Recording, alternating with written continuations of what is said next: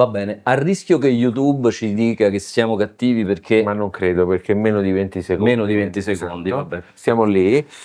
Perché hai alzato così il volume, caro Giulio? Nella speranza, vana, lo so già che è vana, che qualcuno si accorga di una possente gamma bassa. È interessante perché dovrebbero avere YouTube una risposta in frequenza intorno ai 100 Hz, dai 100 Hz in giù. Appunto avevo detto vana.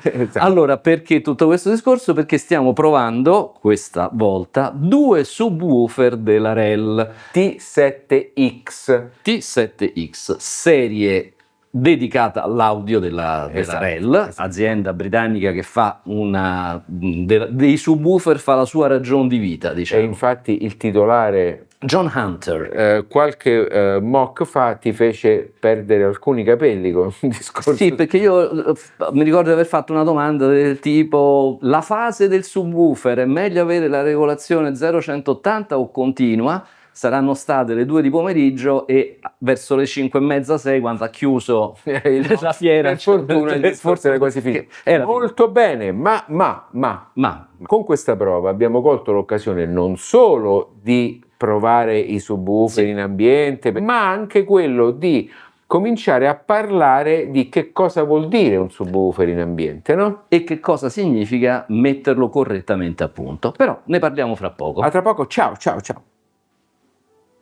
E non diciamo subscribe, campanella? Hai ragione.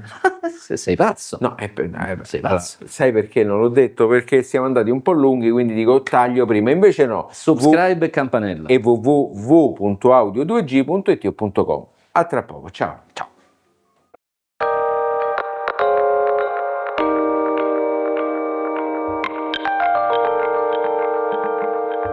Allora Giulio, siccome un follower ci ha suggerito di dire subito il prezzo, io lo dico subito. Obbedienti. 1.299 euro l'uno, i REL T7X. Posso dilungarmi sulla serie? Fanno parte della serie T, dove c'è il T0 che piace tanto a Giulio perché ce lo ha nella sua postazione desktop da illo tempore.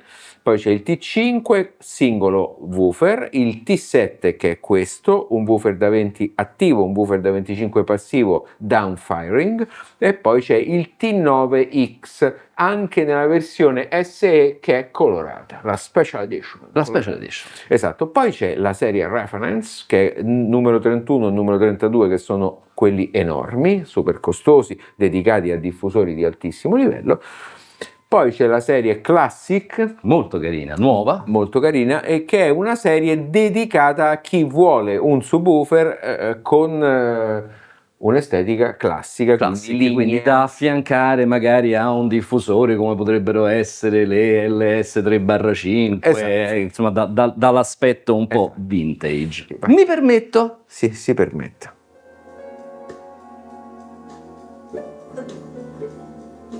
Gli piace da morire a Giulio perché è la seconda volta che alza il volume. Alzo il volume, ma perché alzo il volume? Alzo il volume perché vorrei chiarire un concetto che magari a qualcuno è chiaro già, a qualcuno invece no.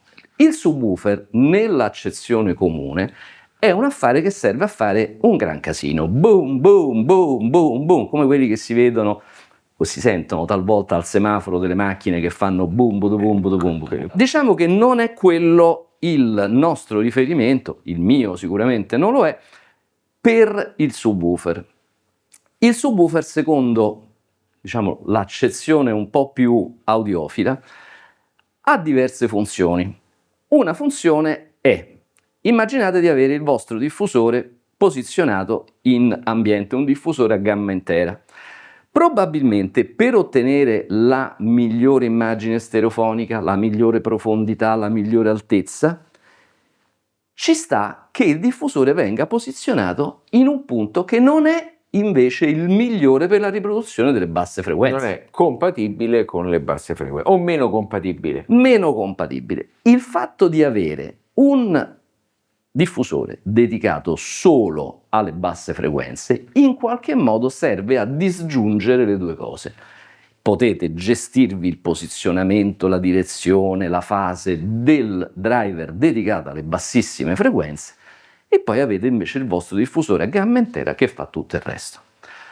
Secondo aspetto, e qui dovete fare un po' un atto di fede se non avete avuto esperienze precedenti, il subwoofer evidentemente va a riempire la gamma bassissima, e su questo non è che ci siano grandi dubbi. Ma perché vi facevo sentire quel pianoforte prima? Perché? Perché sarebbe molto lungo da spiegare.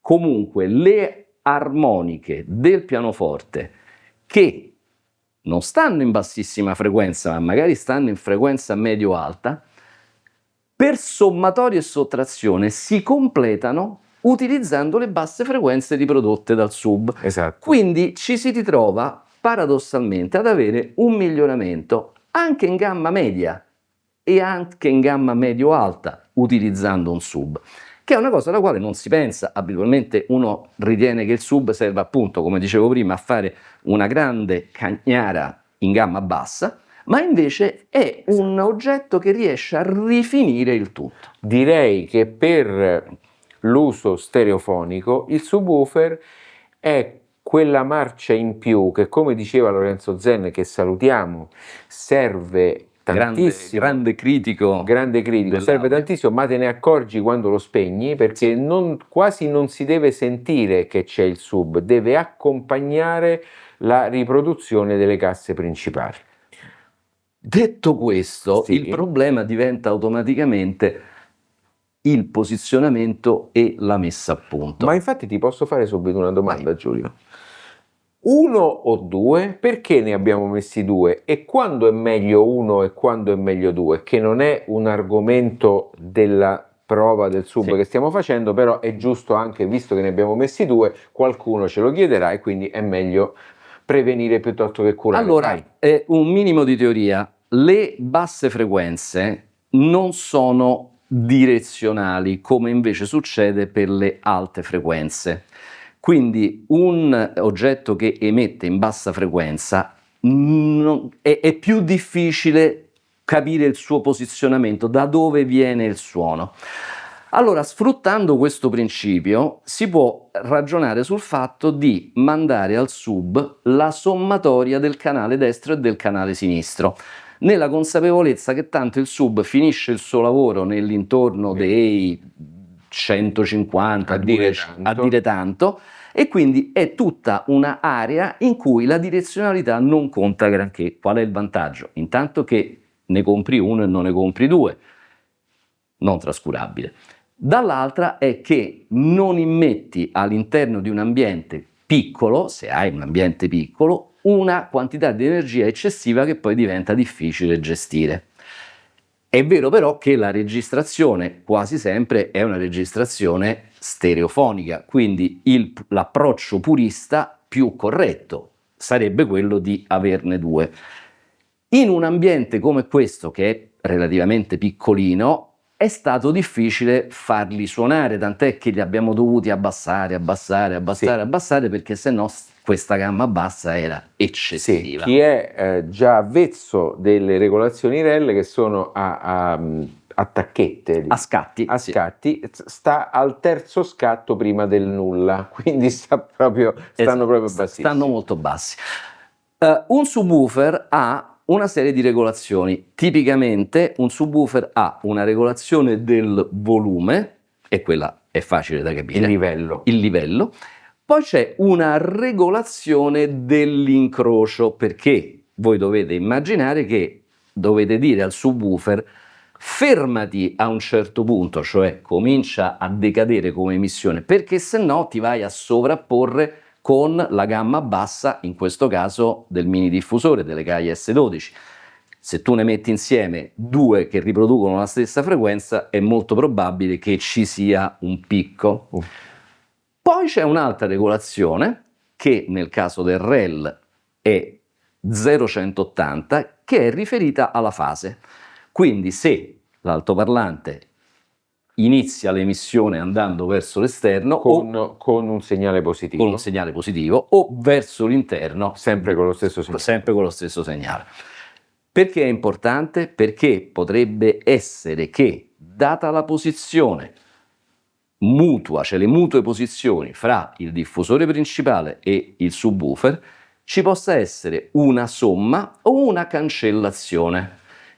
Dovete immaginare che il subwoofer riproduce onde a bassa frequenza, che quindi hanno una lunghezza d'onda molto ampia. Lo spostamento di qualche centimetro avanti e indietro nella sala d'ascolto può determinare una inversione o una rotazione della fase. Quindi serve, è una regolazione. È una regolazione molto, molto importante. È chiaro che il filtro del subwoofer è un filtro che ha una certa pendenza, quindi poniamo il caso che diamo la massima frequenza riproducibile di 50 Hz, ma il sub continuerà a suonare più attenuato fino a 60-70, e questa è la curva, è detta dipendenza. Con dB ottava, quindi 6 dB ottava è molto dolce, 12 dB ottava è meno dolce, 24 è molto è un precipizio. Esattamente. Però dovete contare comunque che, per quanto al di là della frequenza di incrocio, per quanto attenuata, comunque continua. Certo. E quindi poi si incrocia con l'inizio della riproduzione del diffusore, che è la naturale riproduzione che fa il woofer, secondo come è accordato in quel diffusore e quanto è grande il woofer stesso. Prego. Per parlare dei REL, ma ci stiamo riferendo, credo, ad una configurazione oramai standard. Si tratta di subwoofer amplificati, che montano al loro interno un amplificatore che fa muovere il driver dedicato alle basse frequenze. In questo caso da 200 watt a canale in classe AB, ma ce ne sono da 500, da 1000, insomma ogni sub ha la sua potenza interna. È chiaro che un altoparlante per le basse frequenze che si muove così tanto ha bisogno di grande potenza, ed è per quello che i sub hanno normalmente amplificatori molto potenti. Anche perché, lo vedremo nello sventramento, il driver è un driver molto particolare, proprio come anche visivamente, la forma della sospensione, il cono, insomma è un driver evidentemente pensato per lavorare in questo range di frequenza.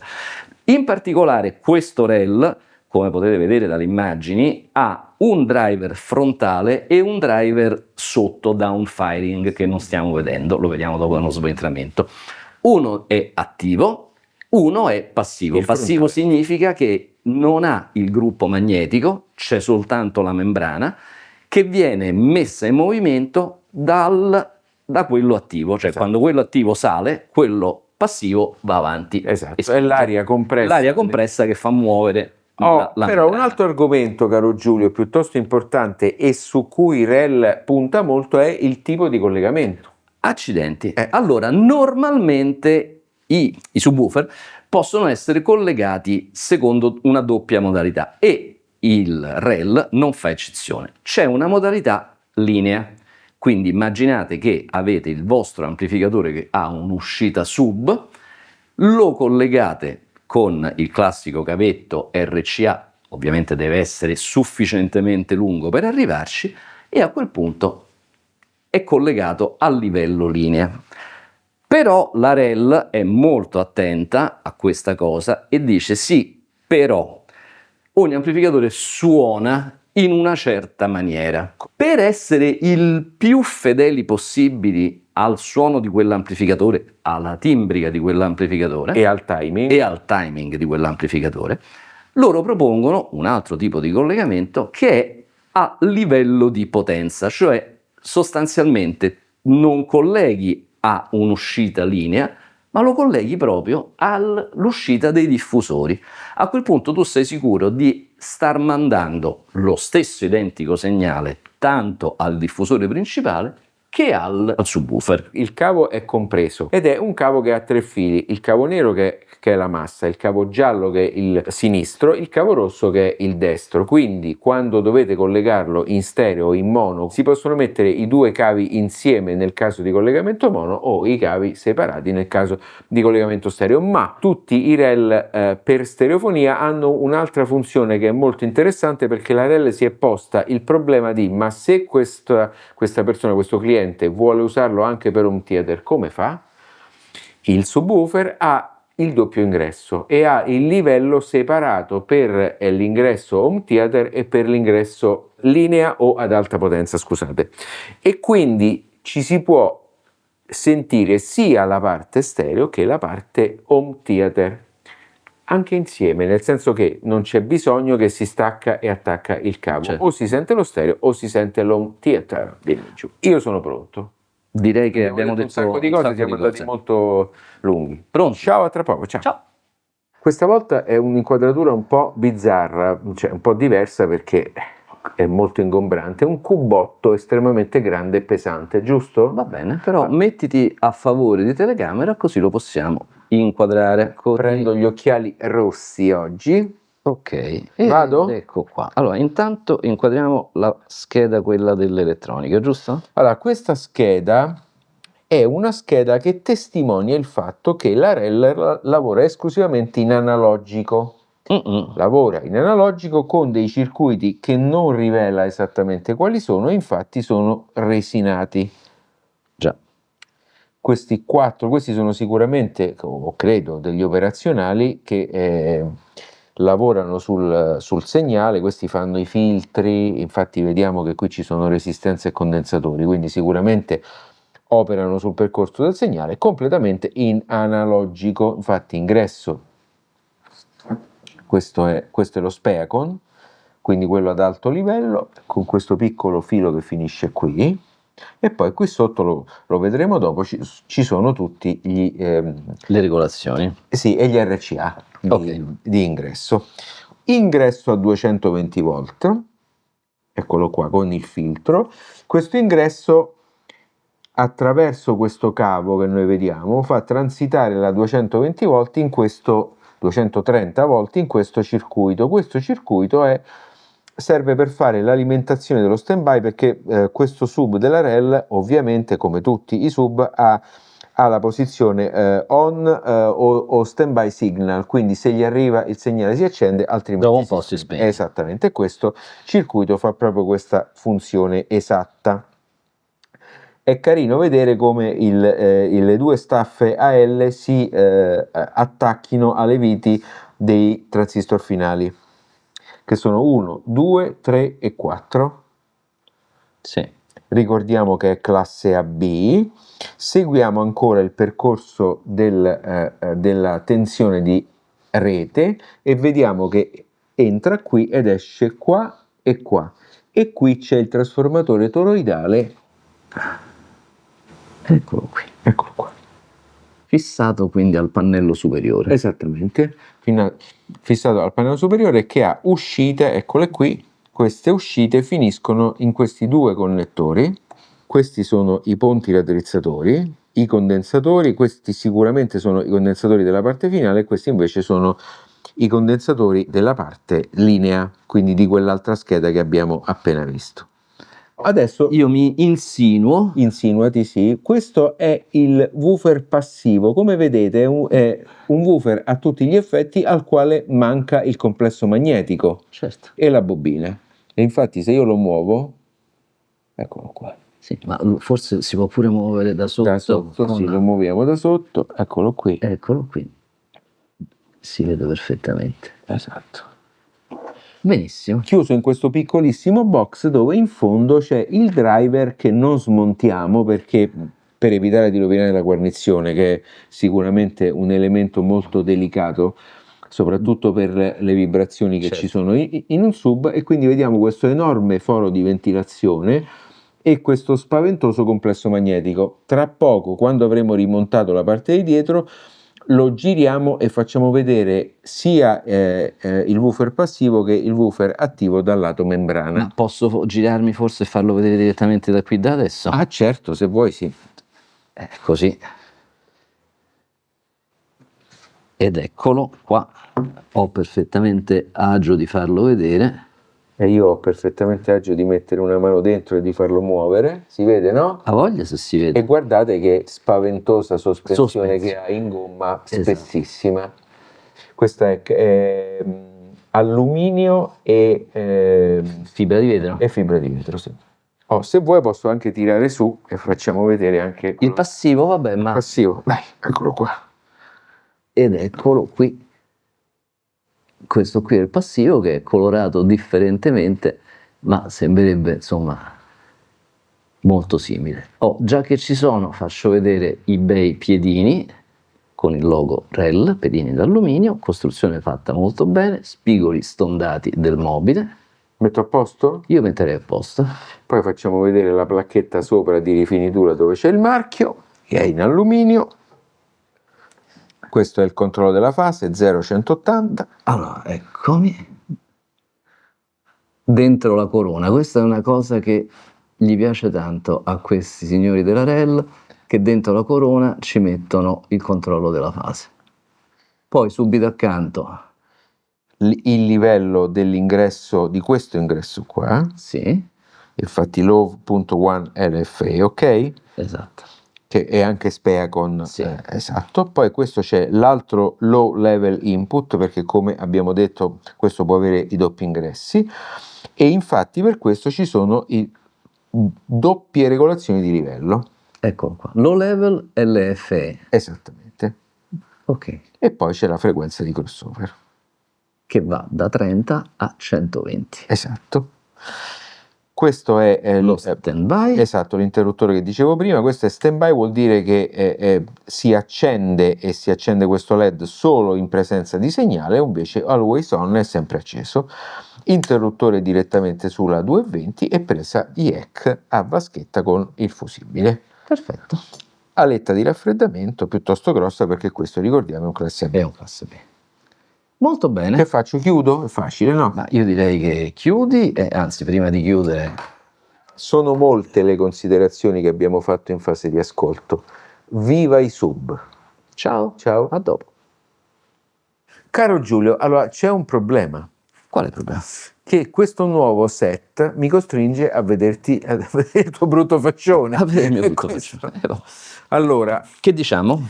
che diciamo? Allora, diciamo che il subwoofer è una scelta estremamente azzeccata. Allora, quando qualcuno mi dice, ma è meglio che metto una cassa grande o è meglio che? Allora, prima di tutto, secondo me è meglio mettere una cassa più piccola con un sub, ma anche nel caso di casse molto importanti, il subwoofer, secondo me, ha comunque il suo senso.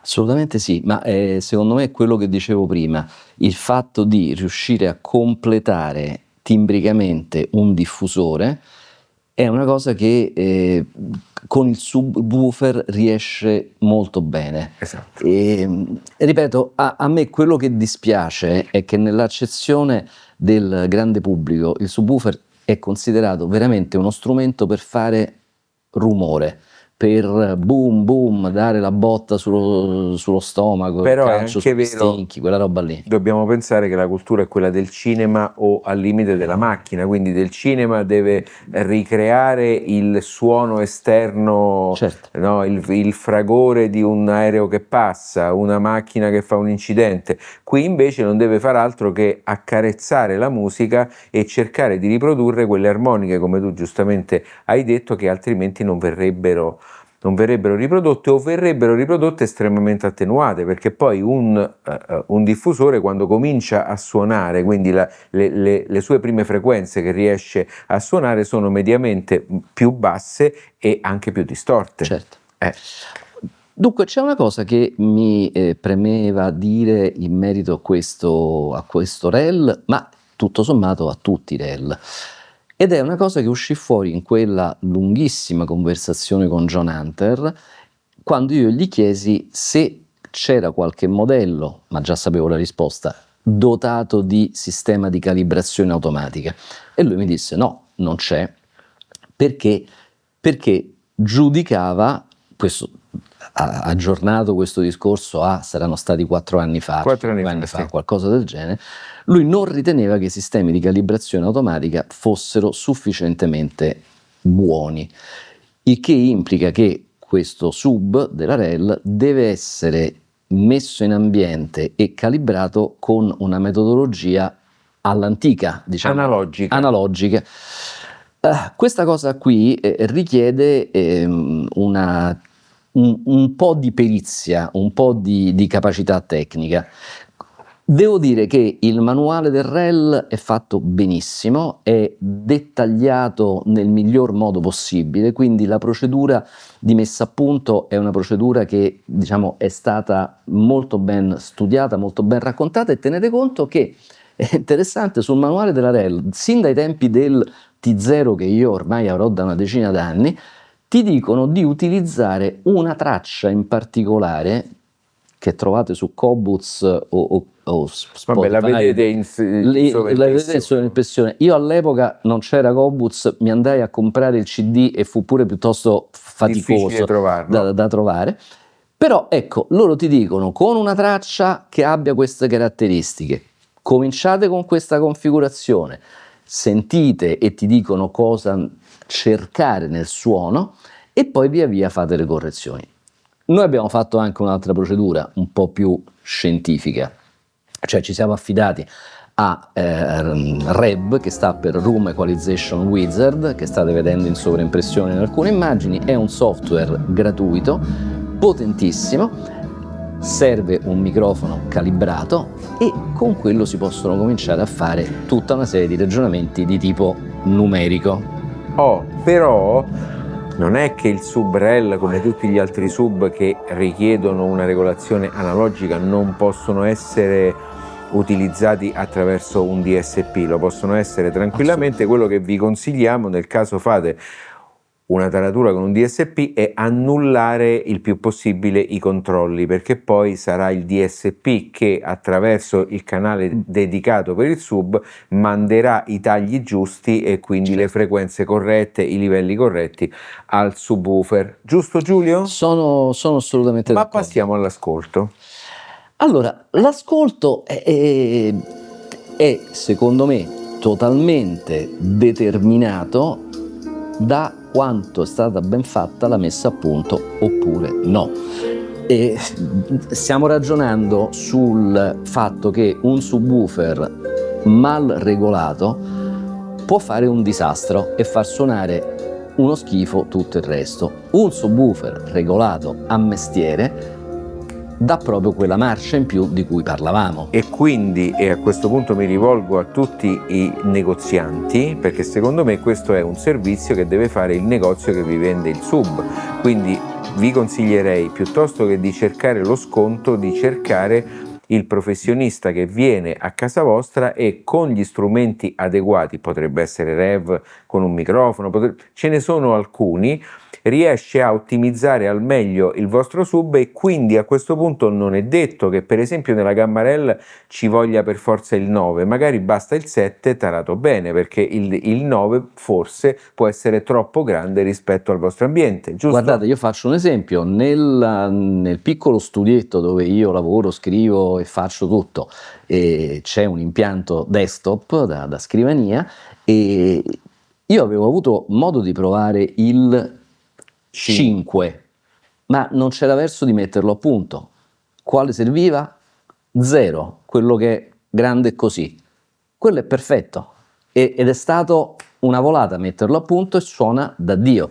Quindi va calibrato. È chiaro che nell'ascolto che noi abbiamo fatto di tanti brani che conosciamo, la differenza tra con sub e senza sub, con le S12 che noi abbiamo usato apposta perché sono delle casse due vie di alto livello di riferimento, Sì. no? Ecco, è stato completamente diverso, cioè con il sub si riusciva a sentire, ad apprezzare tante cose che altrimenti senza sub sarebbe stato, non voglio dire impossibile, ma non con lo stesso livello. Anche la scena si apre, si alza. Si alza, ecco, quello che abbiamo notato è che rispetto al diffusore senza sub, con il sub la scena comincia a salire e le proporzioni diventano effettivamente più credibili, diventano più azzeccate. Sì. Da questo punto di vista devo dire è un gran bell'andare. Un gran bell'andare, quindi è una scelta che secondo me andrebbe fatta quasi sempre, quasi un upgrade che io farei al posto di cambiare l'amplificatore.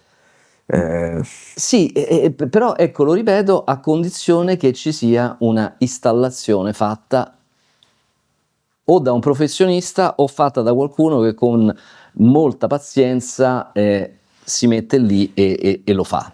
Sì, anche nella scelta di uno o due, o di uno Anche più nella grande scelta o di due certo. più piccoli, quindi ci sono tutta una serie di cose che deve fare un professionista, uno che ci capisce, che viene a casa vostra, che vede com'è l'impianto e che calibra il sub. Dimmi. Però sai Giancarlo, stavo pensando Mi una cosa. interrompi, sì. No, stavo pensando che mentre dicevi questa cosa, noi potremmo, se voi siete interessati, Sì, fatecelo sapere nei fatecelo commenti. sapere nei commenti, un tutorial sul almeno i criteri generali, perché Sì. poi è evidente, no? Ogni ambiente ha la sua geometria, ha i suoi coefficienti di riflessione e di assorbimento. È evidente che l'impianto che pilota tutto il resto è sempre differente, però forse delle linee guida di carattere Sì. generale si possono provare a dare. Niente, riguardo poi REL, riguardo questi sub, è chiaro che REL è un costruttore storico, quindi è uno di quelli Sì. tra i più griffati rispetto all'utilizzo per uso stereofonico. Sì. Ci hanno convinto, ci sono piaciuti, sono belli, ben rifiniti, il rapporto qualità-prezzo mi sembra assolutamente azzeccato. Sì. Hanno anche un'altra cosa che a me piace tanto, Sì. è che il pannello posteriore è sempre lo stesso fondamentalmente su tutta la linea, e questo devo dire che dà una tranquillità per chi deve fare l'impostazione veramente notevole, perché tu sai comunque quali sono i comandi, quali sono i collegamenti, dove andare a mettere le mani, È quello. e sono controlli molto efficaci, perché poi il fatto di avere i click sui vari Sono passaggi fondamentali. quello è fondamentale, perché la frequenza di crossover o piuttosto il volume, sapere che sono dalla posizione 0, 5 click, 6 click, 3 click è Allora, fondamentale. senza i click sarebbe stato impossibile farlo, perché No. non riesci mai a prendere esattamente, soprattutto poi la frequenza di taglio deve essere uguale, perché si abbina a due casse e quindi deve essere esattamente la stessa o Quindi. molto molto vicina. Allora, ci siamo? Direi di sì. In questo nuovo studio bellissimo, www.audio2g.it o .com, subscribe, campanella. Speriamo che questo video vi sia piaciuto. Mi raccomando, ricordatevi, se volete che noi approfondiamo meglio, fatecelo sapere nei commenti. Ciao. Ciao. Ciao ciao.